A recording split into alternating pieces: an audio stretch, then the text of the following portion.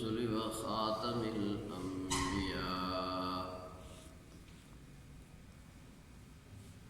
وعلى آله وأصحابه الأتقياء وعلى الذين اتبعوهم بإحسان رضي الله عنهم ورضوا عنه. يا رب صل وسلم دائما أبدا على حبيبك خير الخلق كلهم. أما بعد فأعوذ بالله من الشيطان الرجيم. بسم الله الرحمن الرحيم. إلا تنصروه فقد نصره الله إذ أخرجه الذين كفروا ثاني اثنين إذ هما في الغار إذ يقول لصاحبه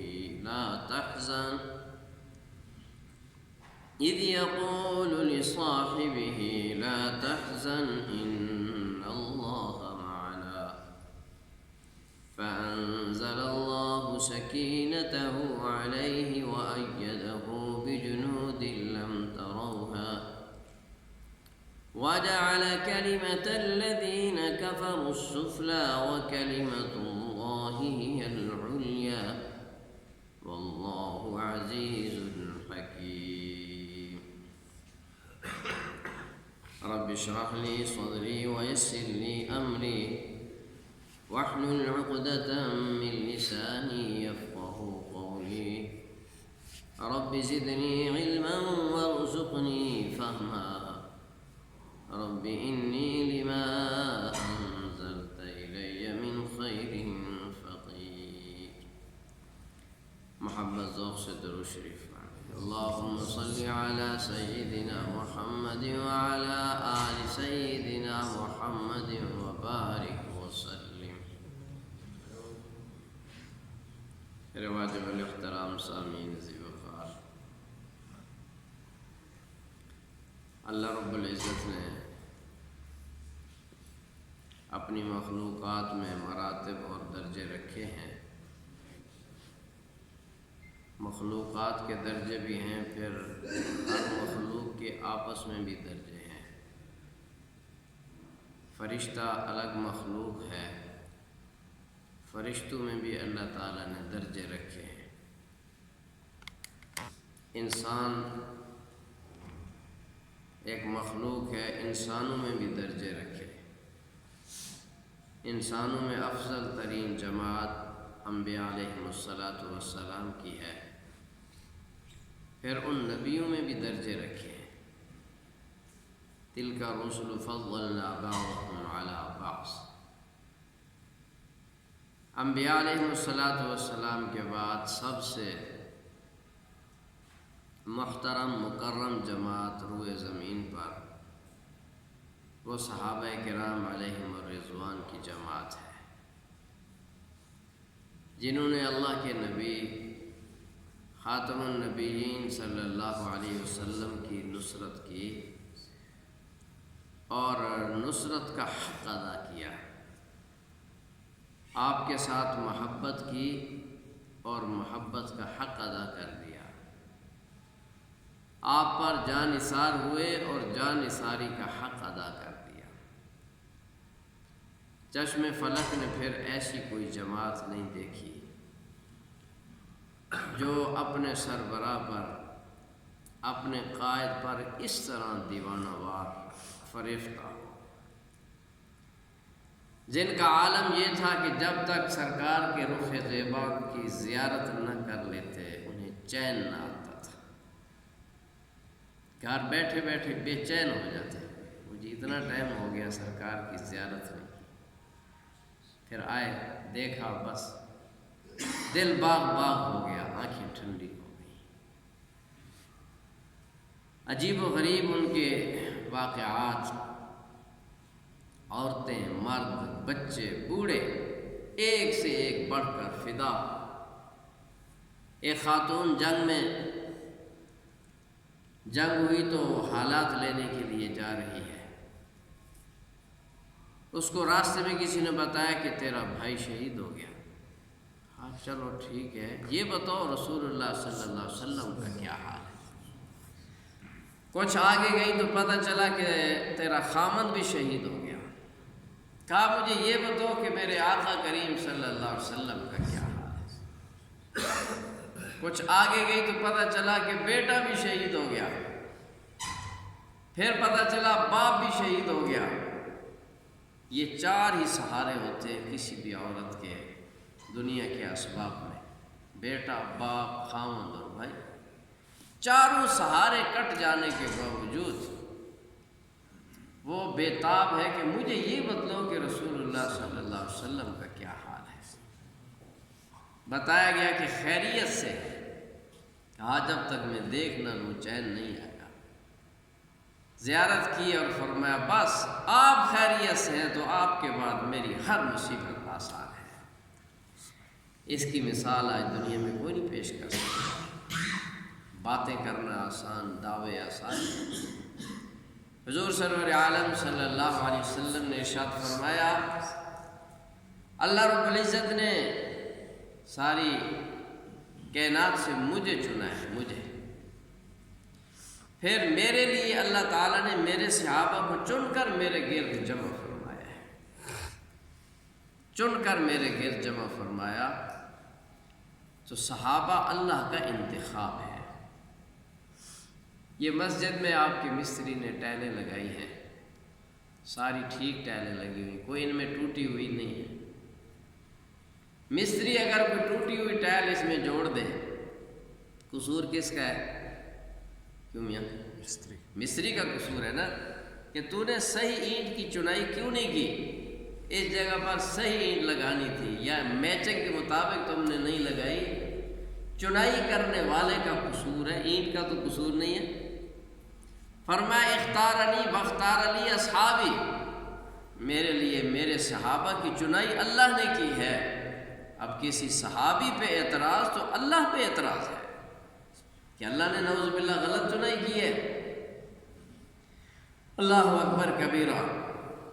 اور ایسی جماعت نہ پہلے دنیا میں آئی نہ ان کے بعد پھر آئی، جن کی اپنی کوئی خواہش ہی نہیں تھی، اپنی کوئی تمنا ہی نہ تھی، اور حضور انور صلی اللہ علیہ وسلم کے وہ فرمان کے منتظر نہیں ہوتے تھے، صرف سرکار کی چاہت کا پتہ چل جائے بس سب کچھ قربان۔ اندازہ تو لگاؤ، ایک صحابی نے آ کر مصافحہ کیا، ان کے ہاتھ میں سونے کی انگوٹھی ہے۔ آپ کا انداز تربیت، آپ نے کس انداز سے صحابہ کرام کی تربیت کی ہے، ہم تو شاید وہ برداشت بھی نہ کر سکے۔ یہ تو ہم اس دور میں پیدا نہیں ہوئے، ہم اگر اس دور میں ہوتے تو ہم منافقوں کے ٹبر میں ہوتے۔ حضور صلی اللہ علیہ وسلم نے اس کے ہاتھ سے انگوٹھی کھولی اور ایسے کر کے پھینک دی غصے سے۔ یہ انداز تربیت ہے، نہ کوئی فضیلت، نہ کوئی وعید، نہ سمجھایا، کچھ بھی نہیں، ایسے پھینک دی۔ ناپسندیدگی کا اظہار فرمایا، وہ بھی خاموش ہو گئے۔ بعد میں کسی نے کہا کہ وہ انگوٹھی پڑی ہے، آپ کو پہننے سے منع فرمایا گیا ہے، تو یہ اٹھا لو، گھر میں کسی خاتون کو دے دو، کوئی عورت پہن لے گی، نہیں تو اس کو بیچ کر کوئی نفع اٹھا لو، پیسے مل جائیں گے، کوئی چیز آ جائے گی۔ اس عاشق رسول نے کیا جواب دیا کہ جس چیز کو میرے آقا نے ناپسند سمجھا، مجھ میں ہمت نہیں کہ میں اس کو ہاتھ بھی لگاؤں۔ حالانکہ شرعاً کوئی منع نہ تھا، وہ اٹھا لیتے تو جائز تھا، بیچ سکتے تھے، گھر میں رکھ سکتے تھے، کسی عورت کو، بچی کو، بیٹی کو، بیوی کو دے سکتے تھے، لیکن سرکار کی ناگواری ان پر اتنا گراں اور اتنا سخت اور بھاری ہوتی تھی، اور میں اس کو ہاتھ بھی نہیں لگاتا۔ پھر زندگی بھر کبھی سونے کی چیز نہیں پہنی، اور صرف ان کی وجہ سے سب کو بات سمجھ آ گئی کہ سونے کی انگوٹھی پہننا مرد کے لیے کتنا ناگوار ہے سرکار کی طبیعت میں، اللہ کیا کتنا ناپسندیدہ ہے۔ ایک دوست کی ان کی شادی تھی، پوچھنے لگے کہ میں شادی پہ جا رہا ہوں تو سسرال والے انگوٹھی تو پہنیں گے، تو کیا خیال ہے تھوڑی سی دیر پہن لوں، ان کو ایسے خوش کرنے کے لیے تھوڑی سی دیر پہن کے پھر اتار لوں گا۔ تو اس کو میں نے عرض کیا میاں جتنی دیر تم جہنم کا انگارہ ہاتھ میں رکھ سکتے ہو اتنی دیر پہن لو، یہ تو جہنم کا انگارہ ہے مرد کے لیے۔ آج مرد پہنے پھر رہے ہیں، نوجوان پہنے پھر رہے ہیں، کوئی اس میں قباحت نہیں ہے، پتہ بھی ہے کہ حرام چیز ہے۔ ہمیں اللہ کے اور اللہ کے نبی صلی اللہ علیہ وسلم کے احکامات و مرضیات کا علم ہے، پھر بھی ماننے کے لیے ہم تیار نہیں ہیں۔ آپ تشریف لائے جا رہے ہیں، مکان بنا ہوا ہے، سر اس پہ روغن رنگ وغیرہ ایسے چونا جس طرح خوبصورت سا بنا ہوا تھا۔ اس وقت کی خوبصورتی تھی ہی کیا، پتھر جوڑ کے مٹی کے ساتھ اس کو کچے مکان تھے، ان نے تھوڑی اچھی سیٹنگ کر لی ہوگی کوئی چونا وغیرہ لگا کے، باقیوں کی بنسبت وہ کچھ صاف ستھرا اور خوشنما لگ رہا تھا۔ آپ وہاں سے گزرے اور ایسے مکان کو دیکھا، صرف اتنا پوچھا یہ کس کا مکان ہے؟ صحابہ کرام جو جماعت موجود ہے ساتھ، انہوں نے بتلا دیا کہ یہ فلاں کا مکان ہے، بس کوئی اظہار بھی نہیں فرمایا، لیکن پوچھنے کا جو انداز تھا، انداز یہ بتلاتا تھا کہ سرکار کو یہ چیز پسند نہیں ہے۔ وہ جو مالک مکان اس وقت موجود نہیں تھا، ان کو صحابہ کرام نے بتلایا کہ آپ کے مکان سے ہم فلاں ٹائم گزرے ہیں اور سرکار نے آپ کے مکان کو ناپسندیدگی کے انداز میں دیکھا ہے، منع بھی نہیں فرمایا، حکم نہیں دیا، تنبیہ نہیں کی، سمجھایا کو نہیں، صرف ناپسندیدگی کے انداز میں دیکھا ہے۔ ان جانثاروں کا عالم دیکھیے۔ کچھ دنوں بعد پھر آپ وہاں سے جب گزرے تو دیکھا وہاں پر مکان ہی نہیں تھا۔ پوچھا جی یہاں مکان تھا، اب کدھر گیا؟ عرض کیا گیا کہ آپ کے اس غلام کو پتہ چلا کہ آپ کو یہ مکان پسند نہیں ہے، ناگواری، تو انہوں نے اس مکان کو مسمار کر دیا۔ مکان اپنا گرا دینا کوئی آسان کام ہے؟ انسان 20 سال 30 سال ملازمت کر کے، نوکری کر کے، ساری زندگی کما کر صرف ایک مکان ہی بناتا ہے، پینشن مل گئی، بہت کچھ جمع کیا، مکان بن گیا، شکر ہے یہ اپنا مکان ہو گیا۔ اب کوئی مولوی صاحب، کوئی پیر صاحب، کوئی بھی بڑے سے بڑا کہہ رہا ہے اپنا مکان گرا دو، کوئی ہے کیا؟ تو سرکار نے کہا بھی نہیں، صرف ناگواری کی نظر سے صحابی نے سمجھ لیا میرے آقا کو پسند نہیں، اور آپ نے پھر کیا فرمایا؟ ایاک والتنعم فإن عباد اللہ لیسوا بالمتنعمین۔ تنعم، عیش اور زیب و زینت سے بچو، جو اللہ کے بندے نا ان چیزوں میں نہیں پڑتے۔ وہ تنعم تھا ہی کیا، وہ عیش کی چیز تھی ہی کیا ان کے پاس، اس ماحول کے اعتبار سے تھوڑا سا کچھ بہتر تھا۔ اور آج ہماری زندگی، ہمارے گھروں کے بچھونے، ہمارے بیڈ، ہمارے صوفے، ہمارے قالین، اللہ اکبر، واللہ اگر ان کی زندگی کو دیکھیں تو ہمیں شرم آتی ہے۔ ہمیں تو ان قالینوں پہ نماز پڑھتے ہوئے بھی شرم آتی ہے۔ ہم کس چکر میں پڑ گئے ہیں اور کتنا دور جا چکے ہیں۔ تو جو اتنا دور جا چکا ہے وہ تبصرے کرے صحابی، کسی صحابی پر، اس سے بڑی بدبختی کیا ہوگی؟ تو سب سے اعلیٰ جماعت انبیاء علیہ السلام کے بعد صحابہ کی جماعت ہے۔ پھر ان صحابہ کے سردار سیدنا صدیق اکبر ہیں رضی اللہ تعالیٰ عنہ۔ ایک بزرگ نے بڑی عجیب بات فرمائی، فرمایا اللہ رب العزت نے کائنات میں فضیلت کی سیٹیں اتاری جو لاکھوں میں ہے، اور اس کا نام ہے صحابی، جو اس سیٹ پہ بیٹھا صحابی بنا، ان سیٹوں پہ بیٹھنے والے میں بھی پہلا نمبر صدیق اکبر کا ہے۔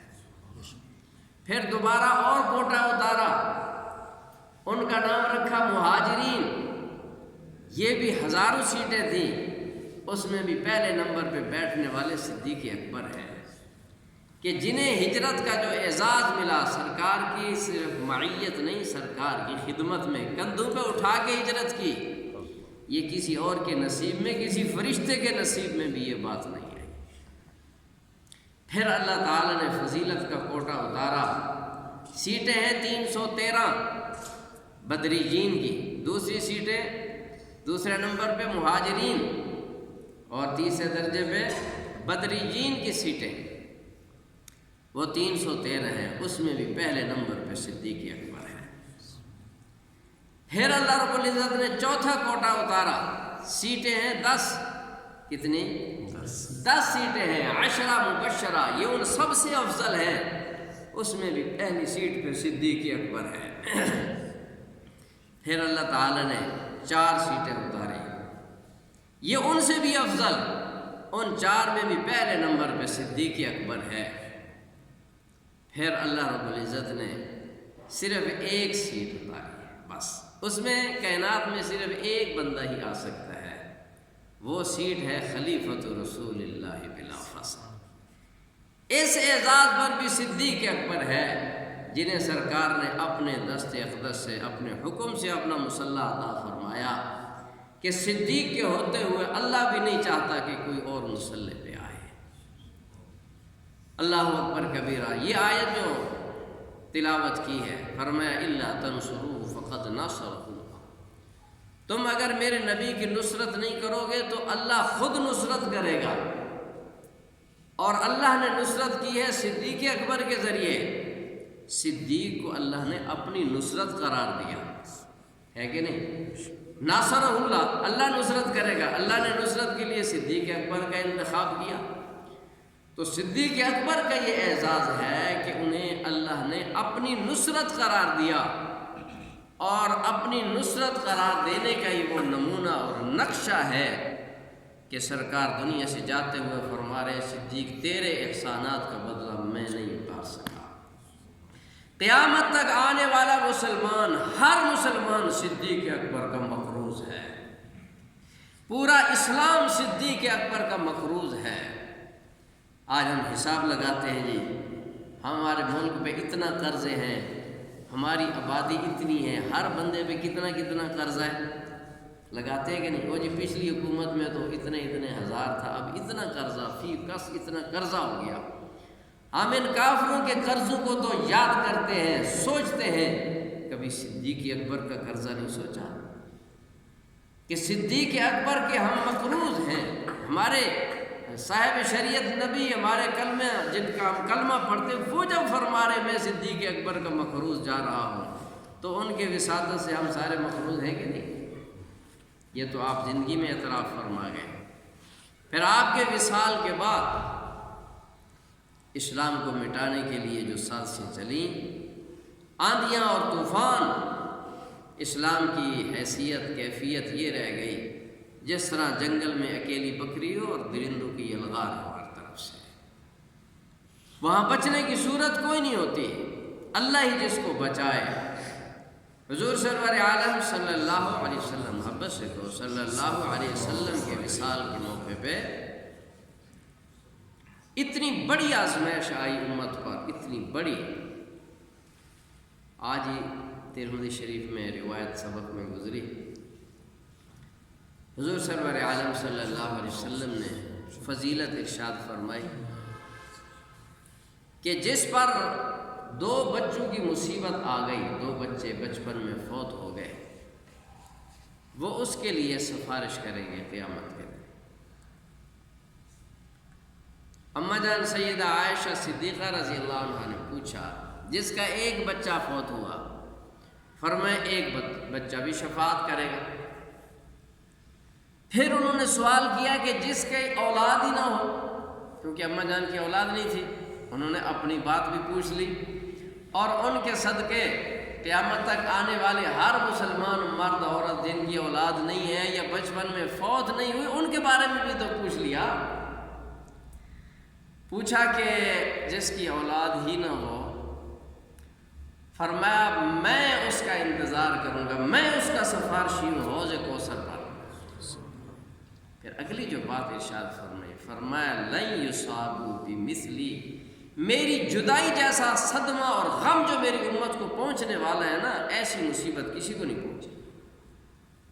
لن یصابوا بمثلی، بچے کا فوت ہو جانا بڑی مصیبت ہے، 2 بچوں کا فوت ہو جانا بڑی آزمائش اور مصیبت ہے، اس میں کوئی شک نہیں ہے، لیکن نبی کا جدا ہو جانا فرمایا ایسی مصیبت میری امت میں کوئی نہیں ہے۔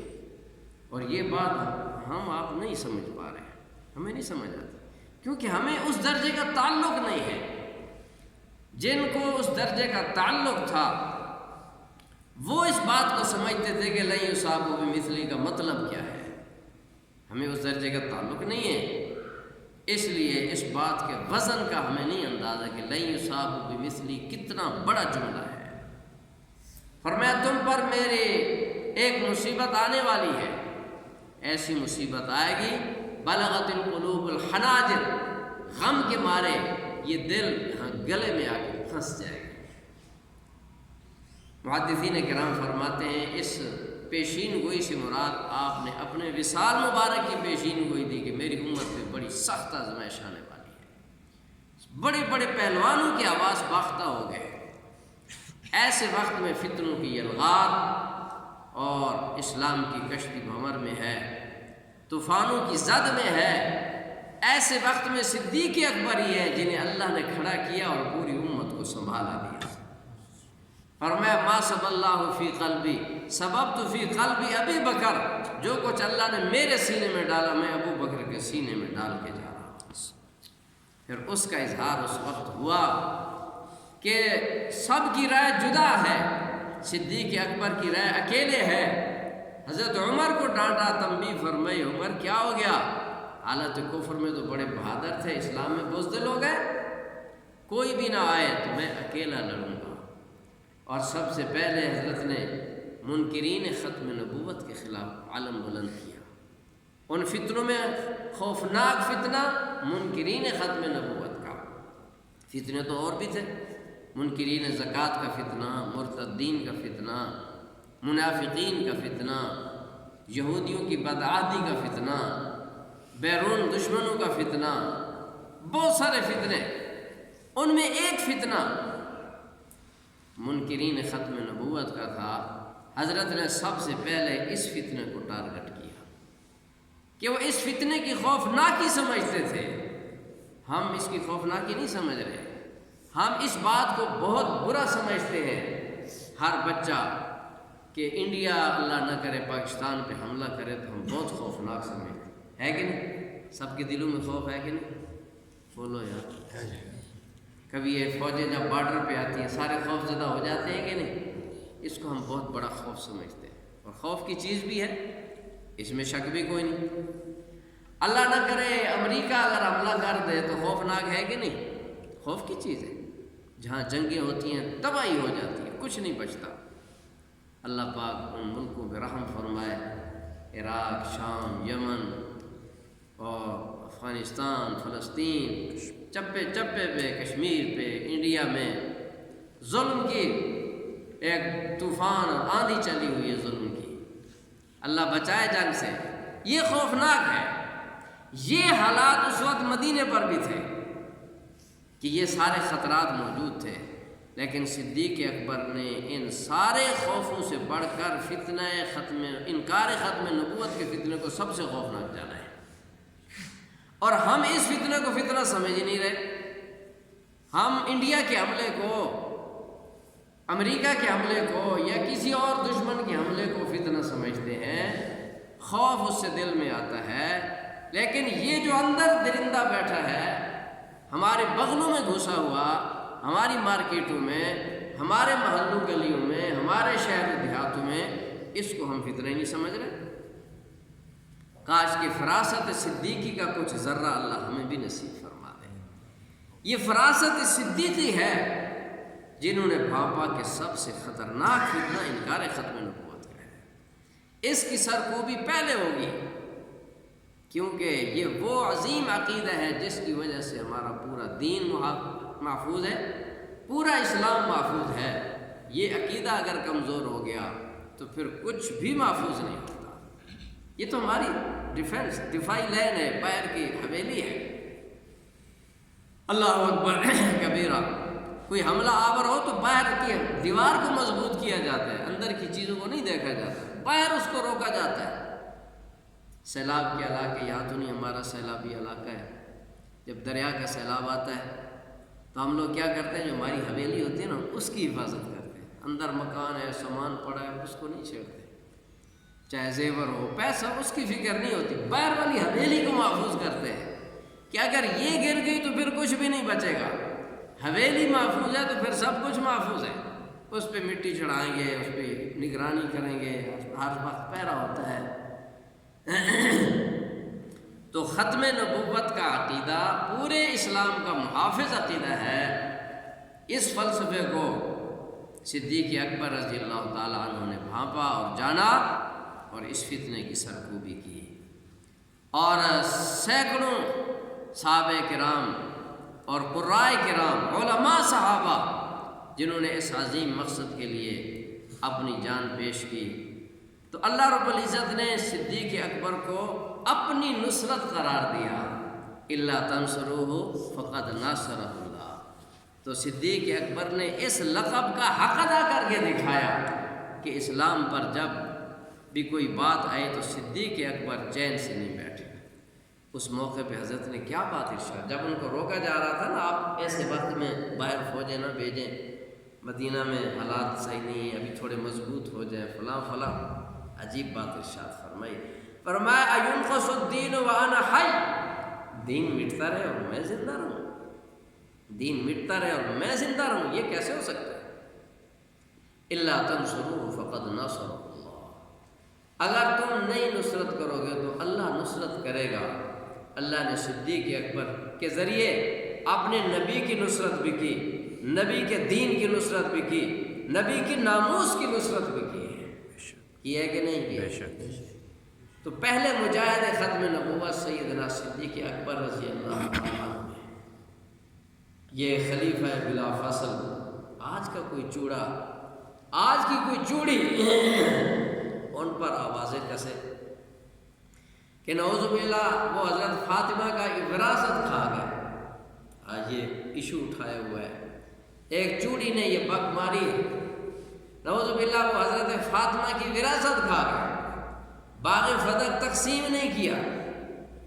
وہ جس ہستی نے بادشاہی سے، حکومت سے اپنا کفن تک نہیں بنایا، اس پر الزام لگاتے، کچھ تو شرم آنی چاہیے، کچھ تو تھوڑی سی انسانیت ہی ہونی چاہیے، یعنی انسانیت نام کی بھی کوئی چیز نہیں ہے، جس کا عالم یہ ہے کہ بیوی کہہ رہی ہے کہ کوئی میٹھی چیز بنا لیتے ہیں کبھی، تو کچھ آپ کو اضافی پیسے کوئی ہمیں دیں، ہم کوئی میٹھی چیز سویٹ بنا لیں۔ ہم اپنے کھانوں پہ بھی دیکھیں نا، اپنے دسترخوان پہ بھی دیکھیں، روز کیا کچھ ہم کھاتے ہیں، کیا کچھ ہم جو ایک مہینے میں راشن کھاتے ہیں نا، واللہ اتنا راشن ایک صحابی کے 2-3 سالوں کا خرچہ ہے، ہم ایک مہینے میں ہضم کر جاتے ہیں، اور اس پر نہ کوئی شکر ہے، نہ کوئی فکر ہے، نہ شکری نہ شکری ہو، کچھ بھی نہیں ہے جی، بڑی مہنگائی ہے کہ اوہ مر گئے جی، بھوکے مر گئے، بھوکے مر گئے۔ اللہ پاک حیا عطا فرمائے۔ میں پورے وثوق سے کہہ رہا ہوں، ہمارے ایک مہینے کا راشن کسی صحابی کے 2 سال کے راشن سے کم نہیں ہے، زیادہ ہے۔ تو بیوی کو کہا میرے پاس تو اتنے وسائل نہیں ہیں، یہ خزانہ یہ تو قوم کی امانت ہے، میں اس میں سے کچھ نہیں لے سکتا۔ بیوی نے کہا اچھا میں پھر تنخواہ سے تھوڑا تھوڑا بچاتی رہوں، مہینے بعد کوئی چند درہم ملتے تھے، میں ٹھیک ہے کر لو، کچھ عرصہ بچاتے، ایک ٹائم لگا، ایک منصوبہ سوچا، پلاننگ ہے، اس کے لیے بجٹ جمع ہو رہا ہے۔ منصوبہ کیا ہے؟ کوئی میٹھی چیز پکانی، ہم نے بھی کبھی حلوہ بنانے کے لیے اتنا پلاننگ کی ہے، کبھی سیویاں بنانی ہو، اور کیا کبھی کھیر بنانی ہو، کسٹرڈ بنانا ہو، اس کے لیے کبھی ہم کئی مہینے پلاننگ کرتے ہیں، اس کا آج تصور ہی نہیں ہے۔ وہ 2 بندے 3 بندے گھر میں ہیں، اس کے لیے میٹھی چیز بنانے کے لیے کئی مہینوں کا ایک بجٹ جمع کیا، اور پھر سویٹ تیار ہو گئی، آپ کے سامنے پیش کی، تو کیسے بنا جی؟ میں اتنے بچاتی رہی اور یہ میٹھا بن گیا۔ تو اسی وقت خزانچی کو حکم بھیجا کہ معلوم ہوا کہ میری تنخواہ سے اتنے پیسے فالتو ہیں، اس کے بغیر بھی ہمارا گزارا ہو سکتا ہے۔ خزانچی کو لکھ کر بھیجا کہ ہماری تنخواہ سے اتنا کم کر دو۔ کوئی ایسے شخص پر یہ الزام کہ نعوذ باللہ وہ باغ فتح کھا گئے، کچھ تو شرم آنی چاہیے، کچھ تو حیا ہونا چاہیے. کوئی بک مارتے ہو کچھ تو بندہ سوچ لے میں کیا بات کر رہا ہوں اور کس کے بارے میں کر رہا ہوں. اللہ اکبر کبیرہ. پھر باغ فتح صدیق اکبر رضی اللہ عنہ نے اگر تقسیم نہیں کیا تو سوال یہ ہے تقریباً 5 سال حضرت علی المرتضیٰ رضی اللہ عنہ بھی خلیفہ رہے کہ نہیں رہے؟ انہوں نے اپنی بیوی کا حصہ اپنے بچوں کا حصہ کیوں نہیں نکالا؟ اعتراض بنتا ہے کہ نہیں؟ صدیق اکبر پہ اگر اعتراض بنتا ہے علی المرتضیٰ پہ بھی تو بنتا ہے کہ نہیں بنتا؟ تو ادھر کیوں نہیں اعتراض کرتے؟ انہوں نے یہ باغ فتح کیوں تقسیم نہیں کیا؟ نمبر 2 حضرت حسن رضی اللہ تعالیٰ عنہ 6 ماہ تک خلیفۃ المسلمین رہے. انہوں نے اپنی اماں کی وراثت کیوں نہیں حاصل کی؟ انہوں نے باغ فتح کیوں نہیں تقسیم کیا؟ اگر صدیق اکبر کا تقسیم نہ کرنا ظلم ہے تو پھر یہ ظلم تو یہ بھی کرتے رہے. کہتے ہیں جی آج تک سعودی گورنمنٹ کے پاس ہے اور ظالم ہے اور فلاں ہے فلاں ہے. پھر بنو امیہ کی حکومت کے بعد کئی صدیاں بنو عباس کی حکومت رہی ہے. کئی صدیاں بنو عباس کی حکومت رہی ہے مگر کسی نے بھی باغ فتح کو تقسیم نہیں کیا. پھر ظالم وہ بھی ہیں تو آج تیرے پیٹ میں مروڑ کیوں اٹھ رہے ہیں؟ اعتراض کرنا ہے تو پھر سب پہ کرو. صرف صدیق اکبر کا نام کیوں لیتا ہے؟ یہ اصل یہودی چوہے ہیں. کون ہیں؟ یہودی بولو چوہے. میاں. یہ یہودی چوہے ہیں جو صحابہ کرام پہ بھونکتے ہیں. اندر سے پکے یہودی، اوپر لیبل اسلام کا. یہ سیکرٹ یہودی صحابہ کے دشمن، کیونکہ صحابہ سے سب سے زیادہ نفرت یہود کو ہے. صحابہ نے جو جنگیں لڑی اور صحابہ کرام میں سے بھی جس صحابی نے فتوحات زیادہ کی ہیں، جس کا کام زیادہ ہوا، اس سے دشمنی بھی زیادہ ہے. سب سے زیادہ دشمنی حضرت امیر معاویہ رضی اللہ عنہ سے ہے کیونکہ ان کے زمانے میں فتوحات زیادہ ہوئی. انہوں نے تو کفر کی کمر توڑ کے رکھ دی، یہود کا بلیا میٹ کر کے رکھ دیا. اب دشمنی کا ہونا ایک فطری عمل ہے. تو سیکرٹ یہودی اپنے چوہے چھوڑ دیے اندر کہ دشمن براہ راست تو نہیں آ سکتا. چوہا اندر گھس کے اندر سوراخ کرتا رہتا ہے، چیزیں کاٹتا رہتا ہے. آج اصحاب دشمن یہ یہودی چوہے اندر سے اسلام کی جڑیں کھوکھلی کر رہے ہیں اور مسلمان بولے بالے ہو جی بڑے چنگے لوگ ہیں جی فلاں ہیں فلاں ہیں. ذرا ایمانی غیرت ہی نہیں ہے. جس کے دل میں نبی کے دشمن سے نفرت نہیں ہے، جس کے دل میں صحابہ اہل بیت کے دشمن سے نفرت نہیں ہے، اس کے دل میں ایمان نہیں ہے. ایمان اور صحابہ کی نفرت ایک دل میں جمع نہیں ہو سکتے. اور نبی کے دشمن، نبی کے صحابہ اہل بیت کے دشمن سے نفرت ایمان کا حصہ ہے. کیا ہے؟ ایمان کا حصہ ہے. کیا ہے؟ ایمان کا حصہ ہے. کفر سے نفرت، جب تک کفر سے نفرت نہیں ہوگی ایمان محفوظ نہیں ہو سکتا. ترمذی شریف میں ایک حدیث گزری،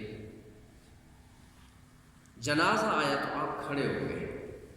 پہلے حکم یہی تھا جنازہ دیکھو تو کھڑے ہو جاؤ. جنازہ آپ نے دیکھا تو آپ کھڑے ہو گئے.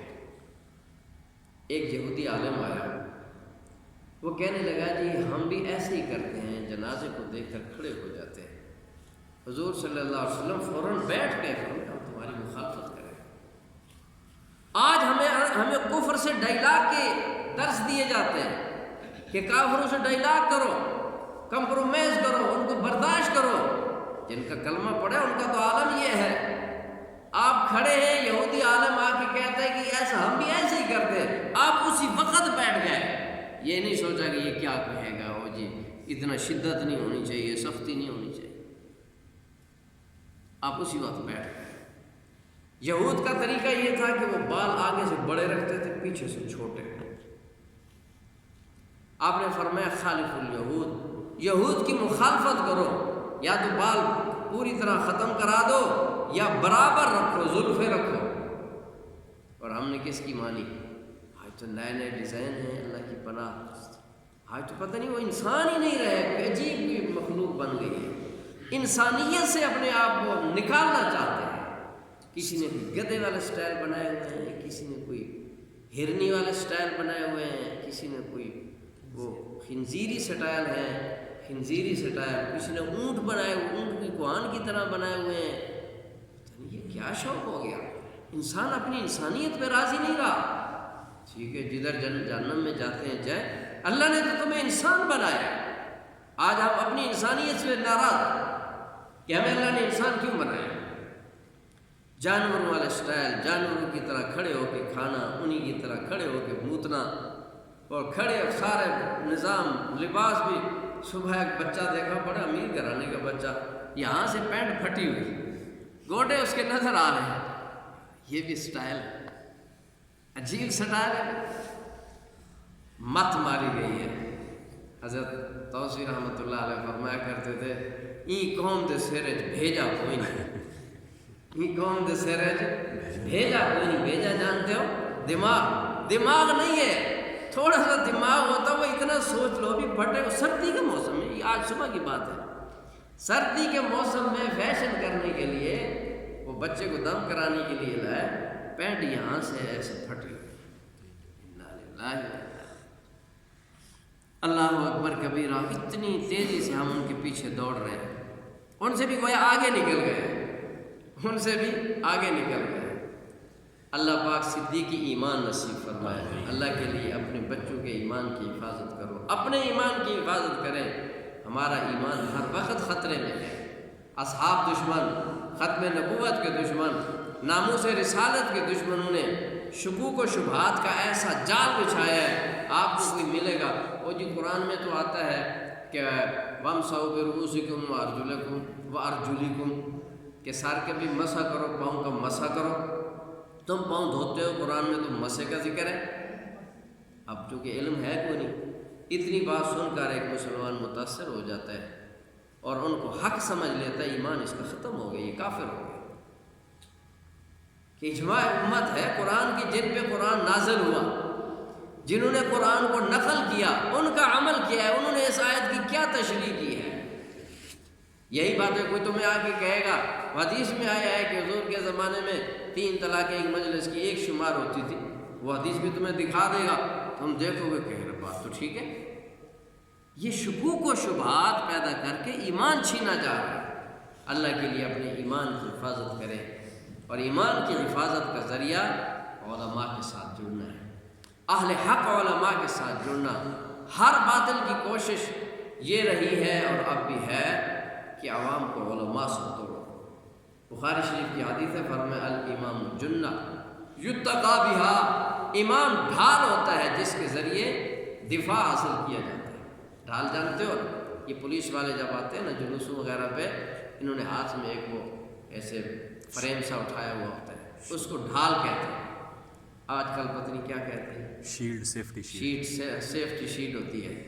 تو عربی میں اس کو جنہ کہتے ہیں، جس کا معنی ڈھال کیا جاتا ہے، جنگ میں استعمال ہوتی ہے.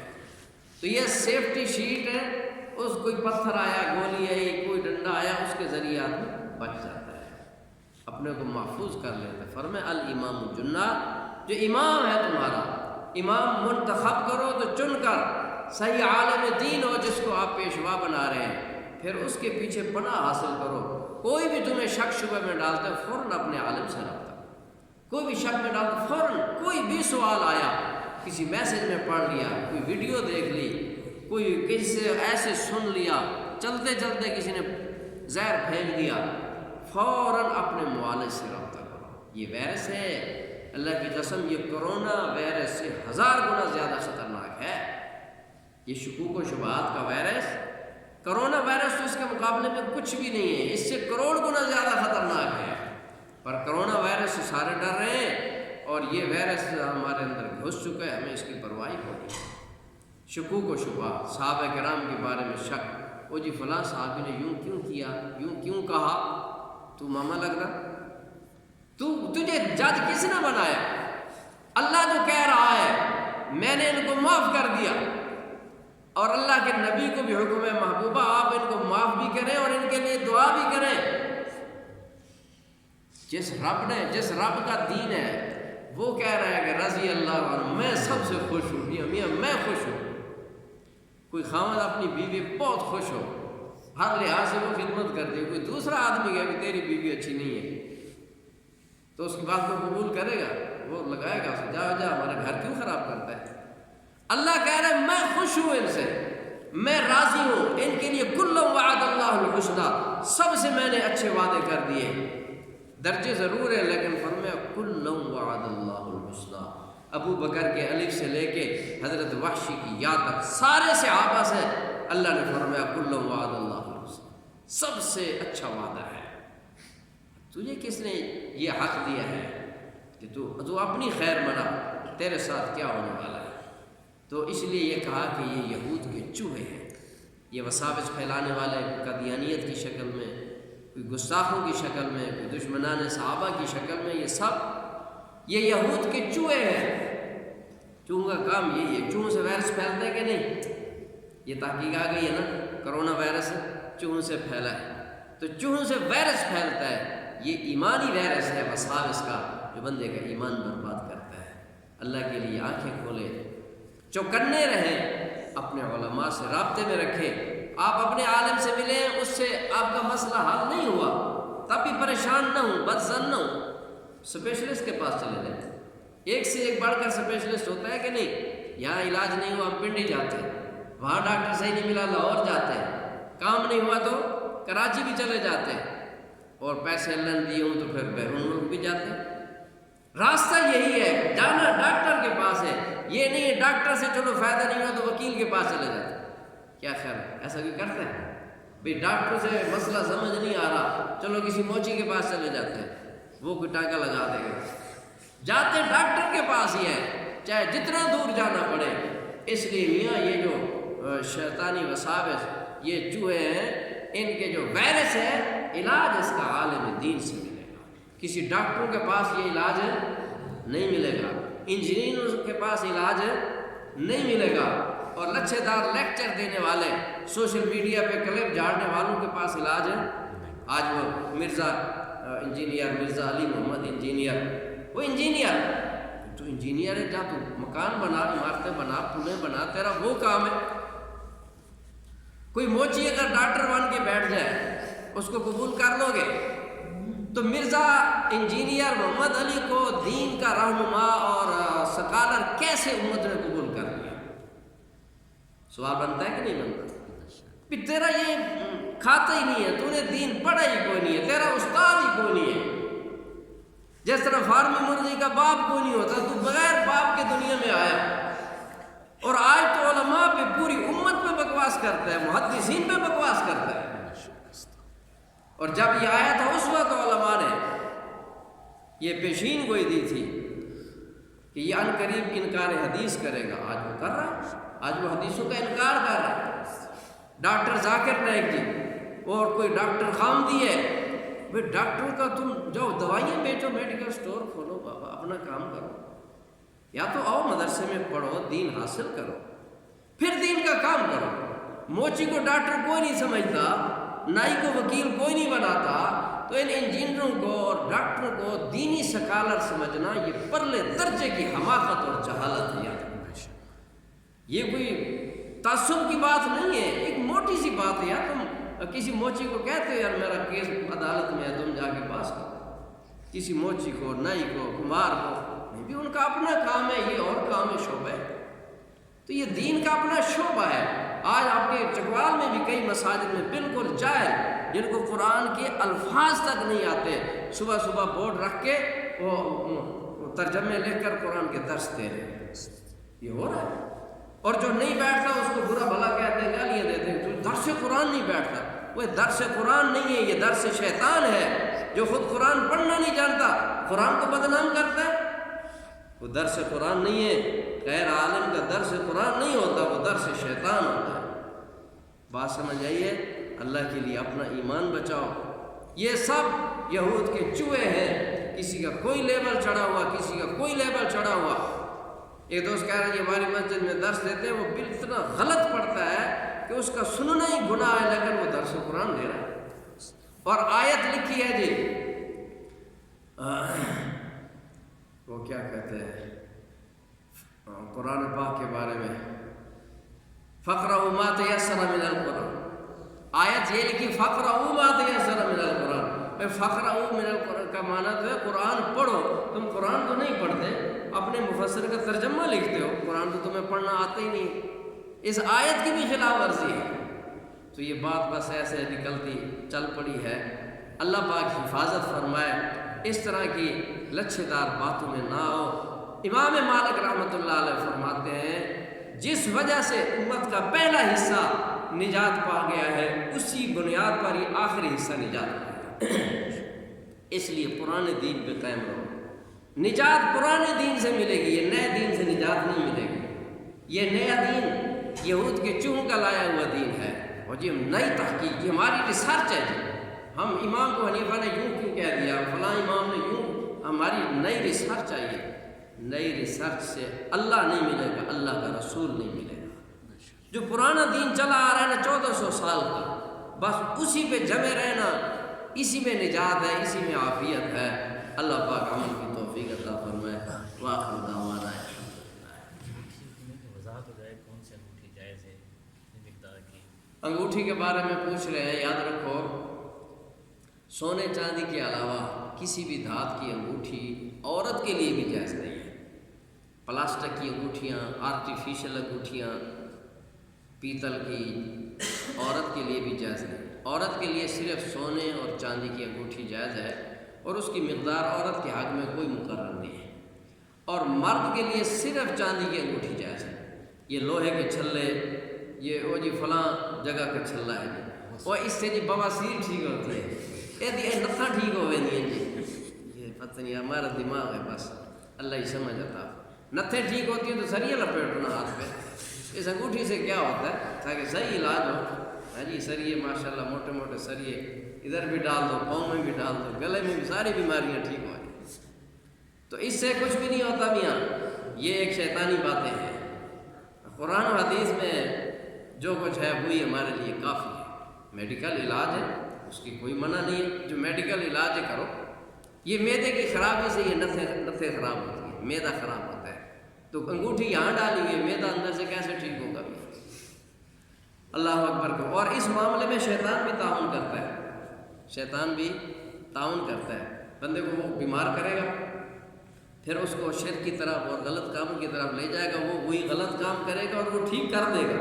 بندہ خوش ہو گیا, بس جی بس مزہ آ گیا. یہ گل بالکل ٹھیک ہے. فلانی جگہ تو چھلا پیس ہونا, انگلیاں ٹھیک ہو گئے سے, بواسیر ٹھیک ہو گئے سے, یہ دمہ والا چل. تو یاد رکھو حضور صلی اللہ علیہ وسلم نے صحابی سلام کیا, ان کے ہاتھ میں لوہے کی انگوٹھی تھی.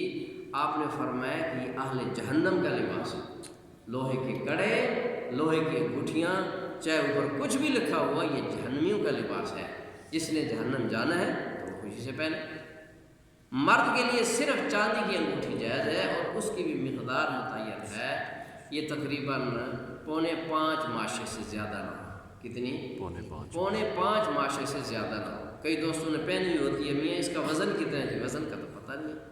پتہ رکھو نا کہ یہ ہمیں جہنم نہ لے جائے, یہ انگوٹھی جہنم میں نہ لے جائے. اس کا وزن کرو. نگینے کے علاوہ جو چاندی کا وزن ہے وہ 4.25 ماشے سے زیادہ نہ ہو. نگینہ اس میں آ گیا ہے, اس کا وزن علیحدہ ہے تو کوئی حرج نہیں ہے. اور کوئی بات کسی بھائی نے پوچھنی ہو؟ اللہم انت السلام و منک السلام تبارک یا ذا الجلال والاکرام. سمعنا واطعنا غفرانک ربنا و الیک المصیر. جزا اللہ عنا سیدنا مولانا محمد المغفر. ربنا لا تزغ قلوبنا بعد إذ هديتنا وهب لنا من لدنك رحمة إنك أنت الوهاب. ربنا آتنا في الدنيا حسنة وفي الآخرة حسنة وقنا عذاب النار. کریم مولا ہم سب کی بخشش فرما. یا اللہ اس حاضری کو قبول فرما. اس سلسلے کو رب قیامت تک جاری ساری فرما. مسجد کو یا اللہ یہاں اساتذہ کرام, قاری صاحب, یا اللہ یہ باغ و بہار جنت کا نمونہ, اللہ قیامت تک اس باغ و بہار کو جاری ساری فرما. حاجی صاحب مرحوم کا یہ صدقہ جاریہ جاری ساری فرما. جمعہ والے دن انشاءاللہ پروگرام ہے عزت درخواستی دعوت برکات ان کا, اس پروگرام کو بھی اللہ کامیاب فرما. 8 مارچ کو دلمیال کے ساتھ کٹاس میں سالانہ ختم نبوت کانفرنس ہے. اس میں سب بھائیوں کو درخواست ہے ابھی سے تیاری رکھیں. اللہ اس کانفرنس کو قبول فرما. یا اللہ یہ اتنے وساوس تلبیسات یہ شیطانی چوہے یہودی چوہے اللہ ان کے شر سے ان کے ویر سے پوری امت کی حفاظت فرما۔ سچا دین سچا مذہب یا اللہ اہل سنت والجماعت کا جو شروع سے آج تک حق مذہب چلا آ رہا ہے اللہ اسی پر خاتمہ نصیب فرما۔ ہماری اولاد میں آئندہ نسلوں کے ایمان اعمال کی اخلاق کی حفاظت فرما۔